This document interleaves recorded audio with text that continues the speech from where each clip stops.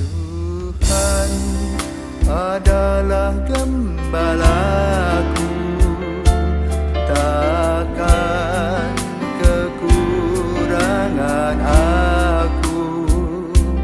Ia membaringkan aku di padang berumput hijau. Saudara-saudari yang terkasih dalam Kristus, selamat pagi. Salam jumpa lagi dalam Sabda Siap Saji, Senin 26 Februari 2024, hari biasa, pekan kedua masa Prapaskah. Marilah kita berdoa dalam nama Bapa dan Putra dan Roh Kudus. Amin. Allah Bapa Maha Kudus, Allah Bapa Maha Kudus, kami adalah pendosa yang Engkau kasihani. Bantulah kami untuk berani membuka diri kami secara jujur di hadirat-Mu dengan pengantaran Tuhan kami, Yesus Kristus, Putra-Mu yang hidup dan berkuasa, bersama Dikau dalam persatuan Roh Kudus, Allah sepanjang segala masa. Amin. Amin. Tuhan bersamamu. Dan bersama Roh-Mu, Inilah Injil Yesus Kristus menurut Lukas. dimuliakanlah Tuhan. Lukas bab 6 ayat 36 sampai 38. Yesus berkata kepada murid-muridnya, hendaklah kamu murah hati, sebagaimana Bapamu adalah murah hati. Janganlah kamu menghakimi, maka kamu pun tidak akan dihakimi.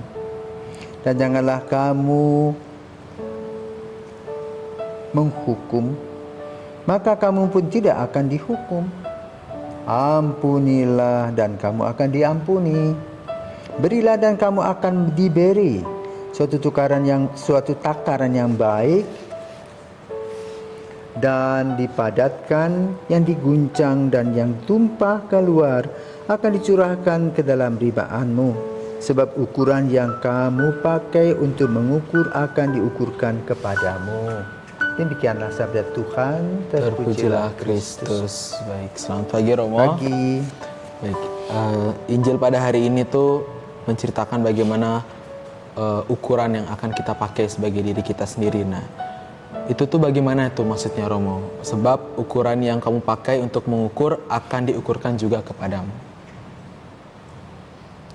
Selamat pagi para pirsawan dan Leon. Selamat pagi Romo. Kita hidup dengan nilai-nilai. Ya.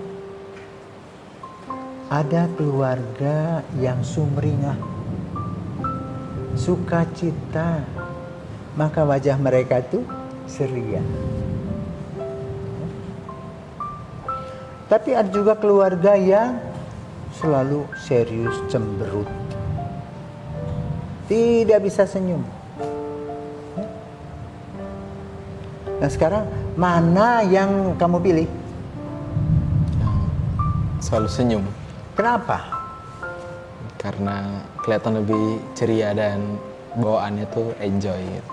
Jadi orang yang senyum itu adalah orang yang optimis. Maka mereka juga bisa melihat nilai-nilai kehidupan secara positif. Ya. Kita contoh kasus. Wah, kata yang negatif, kata yang pesimis tadi, gagal kamu. Apa jawab yang optimis? Enggak. Sukses yang tertunda.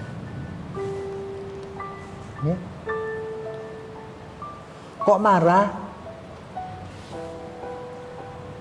Ya. Bagaimana marah yang pesimis? Caci maki, kata-kata negatif. Ya, sampai kebun binatang juga masuk.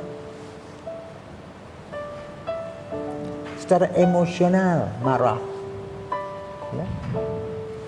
Yang optimis itu marahnya edukasional. Maka ditanya anaknya, kenapa kok ini bisa pecah? Yang kamu lakukan, pakai logika. Iya salah-salah, jadi mulai menganalisa kesalahan itu. Sehingga anak itu akan mengetahui bahwa oh iya ada kesalahan yang harus diperbaiki. Tapi yang negatif, yang tadi yang pesimis, digebuk, dipukul. Tapi dia tidak mengerti apa yang muncul dalam hidupnya hanya rasa takut. Nah, demikian pula kita menggali nilai-nilai rohani dalam kehidupan kita sehari-hari sebagaimana yang disampaikan oleh Injil pada hari ini. Hendaklah kamu murah hati karena Allah murah hati. Kita diberikan oleh Tuhan alam yang indah, ya, tanah yang subur. Tapi kita malas. Diberikan fasilitas seperti seminar di sekolah, tidur di kelas. Seperti itu. Angkanya tidak maksimal, pengetahuan kita tidak maksimal. Karena kita tidak melihat bagaimana Tuhan memberi kepada kita, menitipkan nilai-nilai itu kepada kita. Maka kita sebetulnya harus menjadi orang yang kreatif, bukan pasif. Katakan murah hati, ya. Seperti Bapamu murah hati. Jangan suka menghakimi. Kamu juga akan dihakimi. Enak nggak? Dicubit sakit nggak? Sakit. Ya. Lalu apalagi ini katakan? Ampunilah. Kenapa? Kamu juga punya kekurangan. Kalau kamu punya kekurangan, ini diampuni dong. Ya. Carilah win-win solution dalam hidup. Juga jangan pelit jadi hidup, ya. Ada satu orang, ya. Waktu itu tuh ibu itu menangis. Kenapa?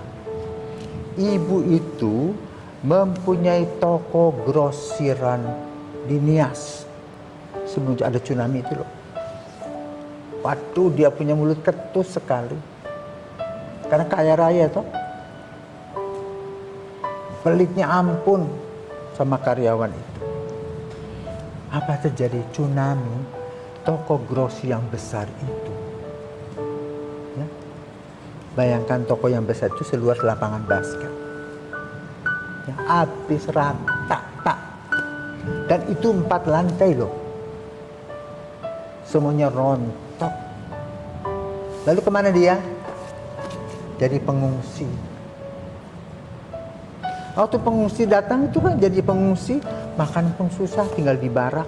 Biasanya dengan cekak pinggangnya gampang toh. Tinggal teriak saja makan sudah ada. Sekarang mesti ngantri dapat 1 bungkus super. Dan dia tinggal sama-sama dengan si karyawannya. Tuh. Lalu apa dia bilang? Maaf ya kepada karyawan-karyawannya itu. Ibu ini dulu pelit sekali. Sekarang janji gak mau pelit lagi. Jadi jangan pelit. Nanti rezekinya dipegang oleh Tuhan. Ya, seperti itu. Lalu apa yang dikatakan lagi? Ukuran yang kamu pakai akan diukurkan kepadamu. Sama seperti mengukur baju. Kalau kamu mengukur baju kan ukuranmu sendiri toh. Jadi jangan semua diukur sesuai dengan kamu. Nah, contoh nih. Anak-anak remaja yang sudah bekerja, punya pasangan. Ibunya bilang enggak cocok dengan mama. Loh, yang mau tinggal bersama dia kan anaknya, bukan ibunya. Maka kita harus menjadi orang yang bijaksana. Demikian pula anak-anak seminari. Yang menjadi pastor itu orang tuanya atau anaknya? Anaknya. Jadi kalau anaknya udah nggak mau, jangan dipaksa. Gitu loh. Seperti itu. Nah, inilah menggali nilai-nilai kehidupan. Tergantung pada kita yang mau yang mana. Apakah mau lihatnya secara optimis dengan kacamata yang putih, atau kita melihat dengan kacamata gelap, pesimis. Kalau kita mau mengikuti Kristus, maka kita mesti melihat nilai-nilai optimis. Perhatikan nilai-nilai keutamaan cinta kasih, harapan, percaya, hidup bersama dalam komunitas, saling bahu-membahu sebagai saudara, saling support satu sama lain. Itu yang diminta oleh Yesus, bukan saling menjatuhkan. Ya? Semoga kita sadar dalam masa Prapaskah ini. Tuhan memberkati.